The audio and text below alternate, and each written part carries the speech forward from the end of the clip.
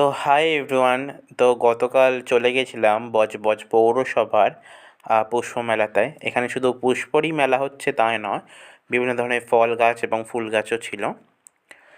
একটা অনেকটাই বড় জায়গা নিয়ে হচ্ছিল। এছাড়াও বিভিন্ন রকমের হাতে আঁকা ফটো আর বিভিন্ন ধরনের বনসাই গাছ, ক্যাকটাস, বিভিন্ন ধরনের কাঠের বিভিন্ন ধরনের মানে ছবি যাকে বলা যায়, সেগুলো ছিল।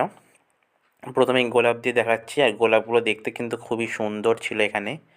আর এখানে বনসাইয়ের এখানে চলে এসেছি, এখানে বিভিন্ন ধরনের গাছ, বেশিরভাগটাই এসেছিলো ওই হাজরা নার্সারিতে।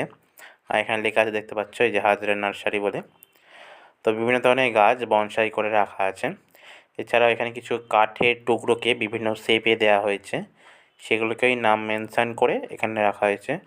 একটা ক্যাকটাস, এটা হচ্ছে সেই গোলাপটা, দেখতে কিন্তু খুবই সুন্দর লাগছে। আর বিভিন্ন ধরনের গাছের ফটো দেখাচ্ছি, কারণ সব ভিডিওতে তো দেখানো সম্ভব নয়। আমার তো বেশিরভাগ এই চন্দ্রমল্লিকাগুলোকে খুবই ভালো লাগে। এছাড়া এখানে ফলের গাছ দেখতে পাচ্ছ। কুল গাছটা তেমন এখানে দেখাচ্ছে না। আমার মা বলছে যে তোর ছাদে যে কুল গাছগুলো হয়েছে, কুল ধরেছে, তুই দিলে শিওর প্রাইজ পেতিস। তো চেষ্টা করবো যে পরের বছর আমিও গাছ দেওয়ার, তোমাদের সাথে শেয়ার করবো সেই ভিডিও।